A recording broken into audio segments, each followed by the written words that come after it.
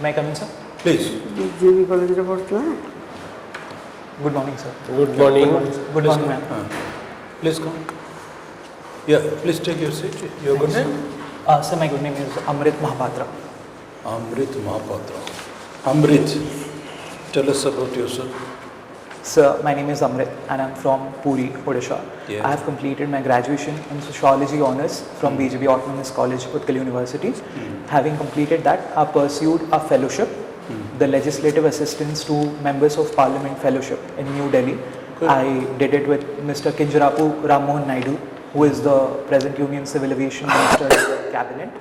And at present, I am the Policy and Parliamentary Lead to Mr. T. Krishna Prasad, who is ex-DGP Telangana and the MP from Bipartisan in Andhra Pradesh. Good. All-rounder of the... So this is your first exam and first interview? Yes, sir. Good. And your optional is sociology? Sociology. Yes. But we would have thought it is political science. Oh, sociology you have done, okay. Sociology is your major? Yes, sir. Sociology is my honours and the electives were political science and history. Okay. So, Amrit, Yes, sir. you are a scholar of sociology and of course you have done research in political? So political science and history were my electives. Your research, you said legislative research. So legislative assistance to members of parliament. So assisting them in their parliamentary duties was my primary job description. But fine, I mean, these are all excellent credentials, Amrit. Yes, sir. Excellent credentials, rather unique for this forum. Sir. But all said and done, excellent constitution, wonderful democracy, but where is your Chief Minister of Delhi? What is the present address of Chief Minister of Delhi? So at present, he was lodged in prison. Not past tense. He is in jail. Yes, sir. The present address of the Honorable Chief Minister of Delhi, the capital of India, Yes, sir. is Tihar jail. Yes, sir. So very beautiful constitution, very beautiful legislatures, very beautiful parliament. Yes. But the end result is after 75 years, Amrit Kal mein, हमारा Chief Minister है Tihar jail. So the letter and the spirit, something is wrong somewhere. I would like to engage you, Amrit. If not you, who else? You have done research. What has gone wrong? I am not taking one side or another. Right. It's purely a question we have to ask ourselves. And another state, the governor has given sanction for prosecution. Governor says prosecute the Chief Minister. Look everywhere. Suddenly, somewhere things are going terribly wrong. Forget cooperative. It's a highly confrontational. Fine, there are nuances, great, lot of legislation. But the end result is, where is the people, the electorate, the citizenry of Delhi? Will they be happy to find the Chief Minister in the jail? And for so long. Elaborate criminal procedure code, we have now changed them, revolutionized all those things. Yes. And we pride ourselves, 200 years, colonial rule, we have changed. Yes. But the end result is, your elected Chief Minister is in Tihar jail. And likely many people may go. Yes. Then what's wrong? Amrit. Yes, sir. So one of the primary reasons that I feel has gone wrong in recent years is the criminalization of politics. We have the second Administrative Reforms Commission talking about the criminalization of politics and the use of muscle power in politics. As a result, we have... Amrit, I'm sorry to stop you here. Yes, sir. Do I construe from your response, by implication, one of our Chief Ministers is a criminal? No, sir. I do not mean that. Hope not. Yes. I do not mean that, sir. So what I mean to say is that the general political climate in the country has come to be dominated a lot by money power and muscle power. Absolutely. I am glad. Yes, sir. Yes, go ahead, please. Yes, sir. So since it has come to be dominated by money and muscle power, inevitably, like on a global level, an arms race leads to arms race by other countries. money has come to dominate every aspect of electoral politics. So in that sense, we have gone wrong. At the same time, sir, to present another view to it, I would say, as the Supreme Court has mentioned, an accused is not guilty till they have been convicted, which is why the Supreme Court also took the view that they cannot ask an elected chief minister to step down from their position because they have not been convicted. Because with every arrest, if we ask an elected chief minister to step down, that would mean political vendetta. Good. Excellent. It's very tempting to engage you more, but for want of time, we are stopping here. Just one more question. Whenever we are talking about justice, we also in the same breath use the word equity and justice. Yes, sir. In the same breath. Yes, sir. Well, should we not be satisfied with saying delivery of justice, but why do you always tag in or hyphenate equity and justice? Equity and justice. Would you like to say something about that? So to the best of my knowledge, I believe that equity means that everyone is given the same opportunity to present themselves before a court of law and is treated equally. Equality ensures that all people who are treated, all people who are placed the same are treated alike. Absolutely. Thank you, sir. Brilliant. Okay. Amrit, Yes, sir. what this name Amrit means? Sir, Amrit literally means the nectar, and it also means immortal. Okay. So this is also a brand name, no? Amrit has also been a brand name with some of the products. Yes, sir. Yes, Are sir. you know? Are you aware of? Sir, at the union level, at the government level, I know that Amrit has been the brand name of the Prime Minister's strategy for India. He has termed Amrit Kal and Amrit Yug in recent times. Right. Okay. So there is a kind of situation which is going on at the moment. Change of names at different places for towns, cities, monuments. What kind of psychology that is like to prevail on such type of situations? Why people are thinking this way? The name has been very important. And we need a change, and then things will take a different shape. What sort of psychology it is?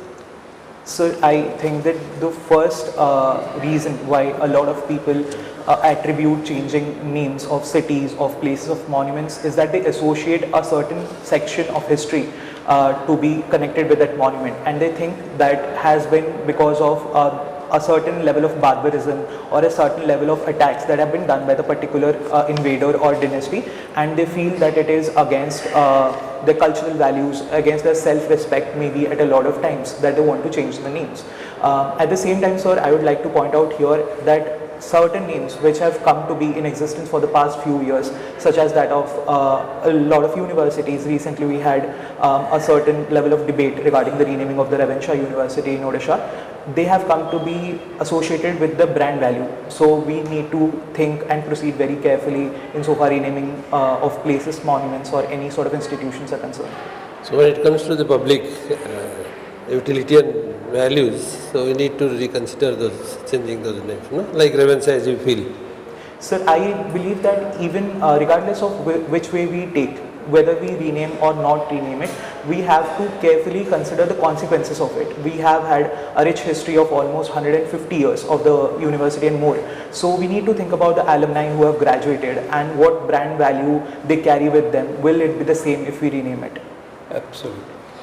Okay. I would like to listen something from you on the international relationship between India, USA and USSR, the triangle. How things are proceeding and where we are heading towards?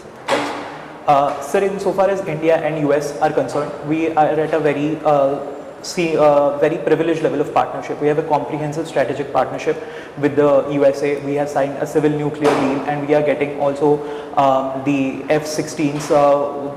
The deal has been facilitated by the US. We have the HALE UAVs for the army. But the dilemma arises because US does not want India to be having a similar level of relationship with Russia. And India shares a rich history of more than 50 years of a strategic partnership with Russia. So I think, sir, insofar as the triad is concerned, as you mentioned, we need to proceed with a level of balance between both the nations, because India has a hostile neighborhood. We have China to the north. But I have an observation, something different from all this, that none of these two countries have ever looked into the development of the country except military alliance. Do you believe in it? Sir, I think Both the countries are mostly aligned towards military, selling their products, keeping an alliance, hardly looking into the development of the economic development or social development or any kind of development that they can foresee for the country like India. They never look into that. Is it true? Will you agree with me?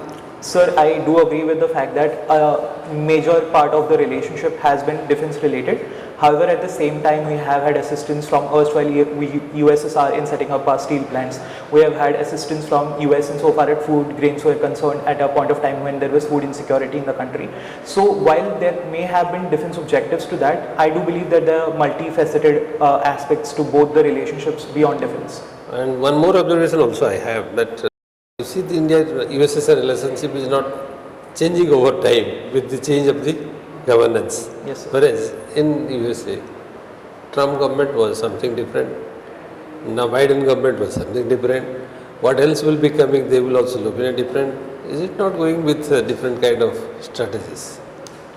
So definitely there has been a change of strategies and also of priorities with the change in Democratic and Republican parties in power in the US. However, I also feel that there has been a sort of bipartisan consensus in the US House of Representatives and the Senate insofar that they have, both the presidents have time and again mentioned that they want to pursue a special relationship with India, and they have their broader strategic objectives in the Indo-Pacific region, which will also help them if they maintain a good relationship with India.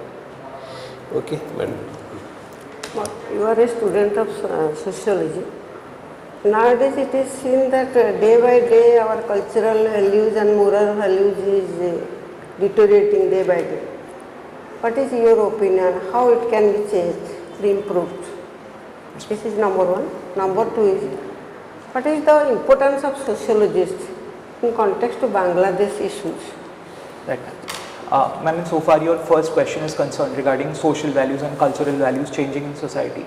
Ma'am, I think it is a process of evolution in general which has been seen throughout history. Even when we talk about the origin of sociology, it came about as a result of the change in values of society. Because of French Revolution, we talked about democracy, liberty and equality, and as a result people revolted and they had a counter current which led to sociology. To improve this scenario. Change the deep प्रकार progressive regressive. Yes, ma'am. Progressive change, I want that know what is your role of sociologist in change in progressive? Yes, ma'am. Because degradation is deteriorating. Yes, ma'am. Ma'am, so far as progressive change is concerned and to what role sociologists can play, one thing sociologists can do is to study the institutions and to preempt certain events that are going to happen in society. I would like to link here the issue of Bangladesh, as you mentioned. So in Bangladesh, there had been simmering discontent for quite a while now. There were protests against reservation quotas in the country. There was a lack of democracy. So we study this in political sociology as to what the suppression of dissent can lead to. We can learn from the examples of various African countries. Even further back, we can learn from the French Revolution as to what the suppression of dissent can lead to. And we can take lessons from that. We can advise both the government and try to build a consensus between the citizenry and the government as to a progressive path forward. India with the reservation. Yes, ma'am. If such thing will happen like Bangladesh, as an administrative officer, what will be your role? Ma'am, the first step that I would try to take is to ensure that law and order is maintained, because unless law and order is maintained, we cannot even have a debate or a discussion with the protesters. So after that is done, I would like to build a consensus and I would like to initiate a dialogue with the protesters right from the very beginning instead of waiting for things to erupt like they did in Bangladesh. One of the major problems was that the government waited too long. I would not want to do that, and I would want to invite not only the protesters but also those in other cross sections of the society to try and present their views so that we can build trust, because unless there is trust, a diverse country cannot exist. I think, sir, with your permission Yes. and to go, just one question because he's so good, I am tempted. Chauri Chaura incident. Yes, sir. AMRIT, 1919 or 20. Chauri Chaura UP incident, Gandhi's reaction to that and the relevance of Gandhi in today's world. Chauri Chaura, I am deliberately pinning it down to 1980, that incident, because you are a student of history also. Chauri Chaura, Gandhi's response to that and what is happening and the relevance of Gandhi's way of life. Yes, sir. So Chauri Chaura incident took place in 1922, after 2 years after the non-cooperation movement had started in Gorakhpur district of Uttar Pradesh. Gandhiji thought it fit to call off the movement because of the violent response of the public towards the police station that was set on fire during Chauri Chaura. Because he believed that any mass movement cannot sustain violently for long, because the British colonial state would have used its suppressive power to attack the citizens and put down the just cause. And what is the relevance of that incident in Gandhi's philosophy today, Amrit? Sorry, I'm overstepping on the time here. Yes, sir. Sir, Gandhiji's philosophy today, In today's context, Yes, the sir. leadership, he said, if you can't behave yourself, you have killed policemen, I don't want independence for India. yes, sir. Even to the taxpayer. Yes, sir. I don't want. You fellows don't deserve. If you do not know how to conduct yourself, Yes, sir. so we are referring to that because of the kind of leadership. Yes, sir. A leader who can look upon the people and say, you fellows, you don't deserve independence. You are not you are not fit for that. Yes, sir. If you go and kill the policeman, be them Englishmen, then you do not deserve it. Yes, sir. He had the moral and spiritual stature. Unfortunately, we can say that with due respect. Yes, That is missing. Isn't it? Yes, sir. With this, we close this, though tempting as it is, Amrit. Yes. It's a pleasure meeting you. Any questions from your side? When is your interview, by the way? So my interview is scheduled for the 13th of September. September. Yes. Any questions from your side, young man? Yes, sir. Sir, Yeah. I just wanted to understand the manner of greeting the board members when I enter the room. Oh, no, we have nothing. We are very happy. Only thing is possibly you are a little fast, perhaps. A little. If you little go slow, it will be better. Okay, sir. I know it's a natural flow. Because they will. You are a debater. You are not conscious, but because of this, I mean, you are used to this. So the flow, maybe the board may like you a little slow, so that they can receive it. Smiling, yet appearance. Take a smile, Karika, because you are still in a You debating should mode. allow your taker to take in. You should allow your taker to take in. If you don't allow takers Because we are to. old people, Yes, sir. to catch up with your, So we'll keep that in mind. okay? Yes, sir. Because you carry the board along with you. Yes, sir. Some of them may be tired. I am, for instance. So one has to be a little very keen to follow you. You should not strain the board also. Allow them to have their own pace. There's this emotional intelligence, isn't it? Yes, sir. That's very important. Yes, sir. Carry the audience. They may be very tired, senior people. In a relaxed mood. Yes, sir. So if you go too fast, they may not be able to catch it. Right, sir. We'll do that. Okay? All the best. Thank See you. Like to see you on top. Thank you, sir. Thanks so much. God bless you. And then, of course, your dress. Sir, I'll be wearing a suit. And then, I'll shave. I'll clean shave. Yes. and drink. Yes, sir. For sure. Thank you so much. God bless Thanks you. so much, ma'am. Yeah. Curriculum.